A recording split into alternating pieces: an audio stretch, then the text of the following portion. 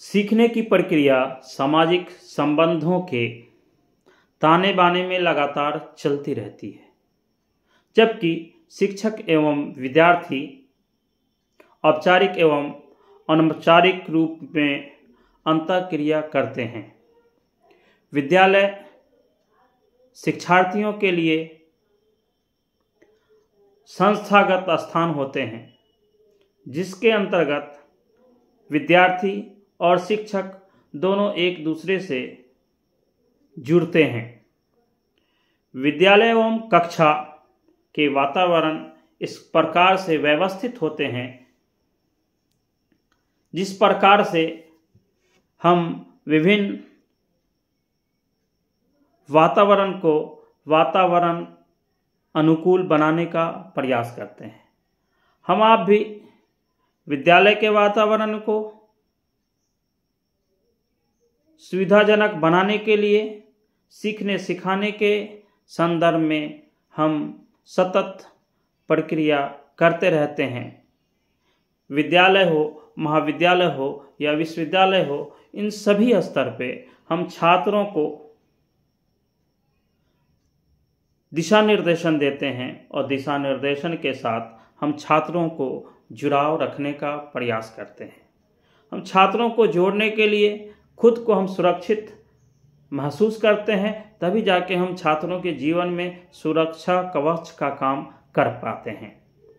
हम आप अपने दैनिक जीवन में जब तक छात्रों के बीच स्वीकार नहीं किए जाते हैं, तब तक छात्रों की समस्याओं का समाधान हम आपके लिए करना संभव नहीं हो पाता है।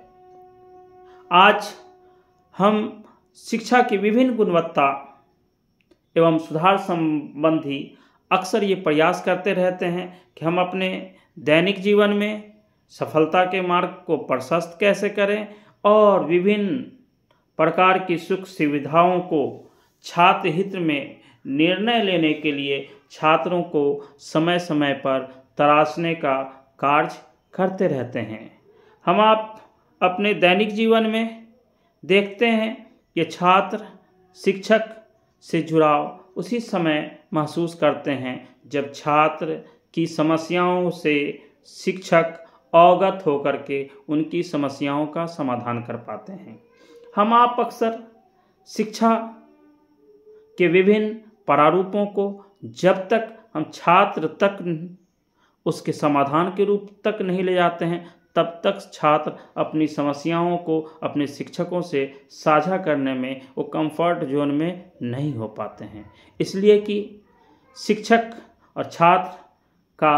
आपसी संबंध इस बात पर निर्भर करता है कि शिक्षक अपने छात्र जीवन की कठिनाइयों से अवगत होकर के अपने छात्रों की समस्याओं के समाधान के लिए कितना वो सक्षम हो पाता है और किस प्रारूप के माध्यम से अपने छात्रों के जीवन की समस्याओं को, उनकी चुनौतियों को, उनके उद्देश्य को समाधान में बदलने का प्रयास करते हैं। इसलिए कि शिक्षक के जीवन में जितनी सारी कठिनाइयाँ आती हैं, उन सारी कठिनाइयों से वो पूर्व से अवगत होता है, जिस कारणवश जब वो अपने शिक्षक जीवन में आता है तो अपने छात्रों की समस्याओं को व्यवस्थित तरीके से समाधान तक पहुंचाने में प्रयासरत रहते हैं और अपने छात्रों की समस्याओं का समाधान कर उससे निश्चित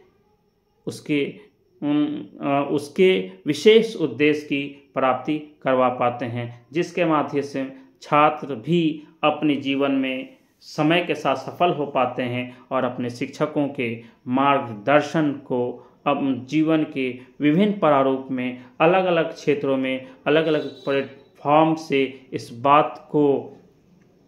बोलने में वो संकोच नहीं करते कि हमारे जीवन में उन शिक्षकों का बड़ा योगदान है, जिन शिक्षकों ने हमारी कमियों को सुधार कर हमें गुणवत्तापूर्ण शिक्षा देकर हमें इस स्तर तक लाने में उन्होंने अपनी महत्वपूर्ण भूमिका निभाई। इसके लिए छात्र भी अपने शिक्षक को कोटि कोटि धन्यवाद देते हैं जब वो सफल हो जाते हैं और विभिन्न जीवन के विभिन्न पड़ाव में अपने शिक्षक को अपने मार्गदर्शक की भूमिका में समय समय पर याद करते रहते हैं। धन्यवाद।